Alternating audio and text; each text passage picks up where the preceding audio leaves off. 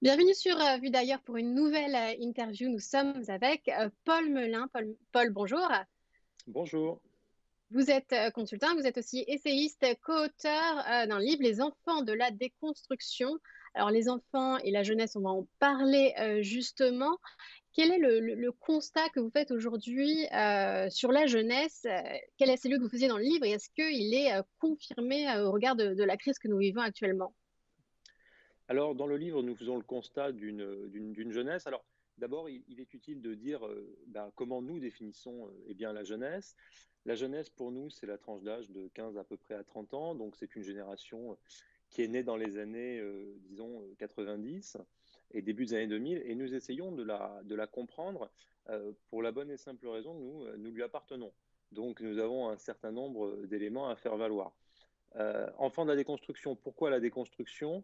Parce que la déconstruction est un mouvement philosophique, politique, d'apparence différente, d'apparence, voilà, une école de pensée des années 60 qui influencerait la jeunesse. Voilà. C'est tout de même assez incroyable et pourtant, lorsque nous essayons de comprendre cette jeunesse, nous dressons le constat que cette école de pensée, la déconstruction, ces philosophes du 20e siècle, hein, alors que nous sommes dans le 21e, ont une influence sur la jeunesse. Alors, une influence de quelle manière? Une influence dans le cadre de la mondialisation, d'une société qui va toujours plus vite, d'une société qui consacre l'individu, qui érige l'individu devant le collectif. C'est toutes ces questions-là que nous abordons dans le livre. Nous abordons la façon dont les jeunes se comportent au travail, la façon dont les jeunes s'aiment, la façon dont les jeunes voyagent. Mais est-ce qu'on ne peut pas dire qu'ils reconstruisent aussi à leur manière, qu'ils évoluent? Est-ce que c'est pas un progrès, notamment les réseaux sociaux? Alors, il y a du progrès partout.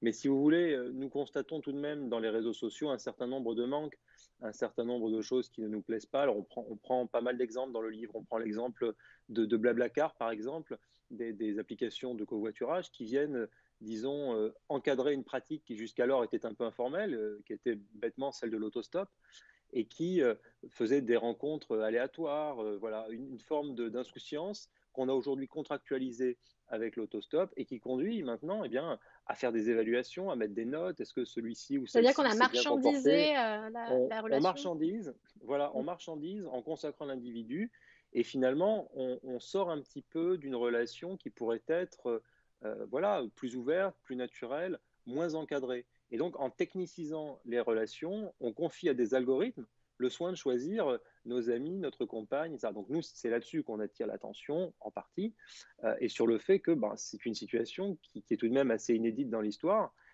où les êtres humains ne sont plus souverains d'eux-mêmes, finalement.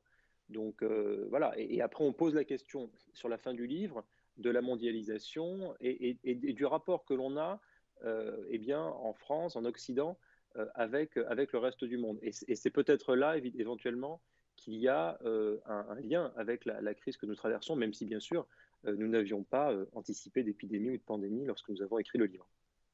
Oui, mais par exemple, la mondialisation a été initiée dans les années 80-90. Est-ce que justement les générations actuelles ne payent pas les erreurs du passé des anciennes générations?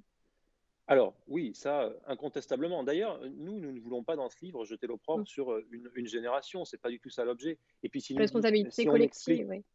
oui, voilà, une responsabilité collective. Et puis, lorsque l'on dit enfant de la déconstruction, c'est bien qu'il y a une filiation. Ceux qui ont promu la déconstruction, ceux qui l'ont organisée, c'est avant tout les parents des enfants de la déconstruction. Et eux, ils sont au cœur d'une mécanique qui est celle qui a créé la mondialisation, qui est celle qui aujourd'hui a fait délocaliser les usines à l'autre bout du monde, qui fait que nous n'avons plus de médicaments et plus de masques, qui fait que les transports de passagers sont énormes et que le fret aérien pollue dans le monde entier au nom de l'avantage comparatif et des théories libérales. Et donc, c'est toutes ces choses-là que nous critiquons. Ce n'est pas évidemment ce qui arrive en bout de chaîne. Nous les appelons de nos voeux à reconstruire. C'est l'objet de la dernière partie du livre que nous avons appelé Espoir. C'est que nous essayons d'apporter, pas des solutions, ce n'est pas un livre programme, mais d'apporter un certain nombre de pistes et de dire à cette génération-là, puisque c'est elle qui fera l'avenir, qu'il serait de bon ton de se soucier d'écologie, de science, de culture et de proposer un certain nombre de choses. Et c'est tout l'objet. Alors, on nous parle de monde d'après dans le cadre de la crise sanitaire.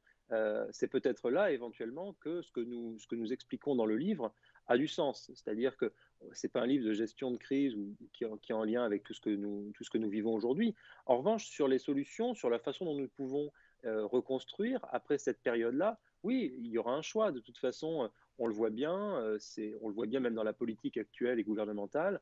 On est à un carrefour entre mondialistes et entre ceux qui le refusent, qu'ils soient au nom de la patrie, au nom de l'écologie, au nom de la décroissance. Et il y a des choix stratégiques, politiques, éminemment politiques, qui vont devoir être faits.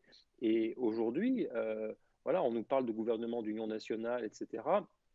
OK, mais maintenant, c'est plus de la combine qu'il faut, c'est des idées. Et les Oui, idées, effectivement, là, aujourd'hui, voilà, elles il doivent va y avoir occuper un notre choix champ de cette politique. génération. Mm. Oui, tout à Merci, fait. merci beaucoup en tout cas, Paul Melun, pour ces explications. Je rappelle que vous êtes co-auteur des Enfants de la déconstruction. Merci beaucoup. Merci à vous.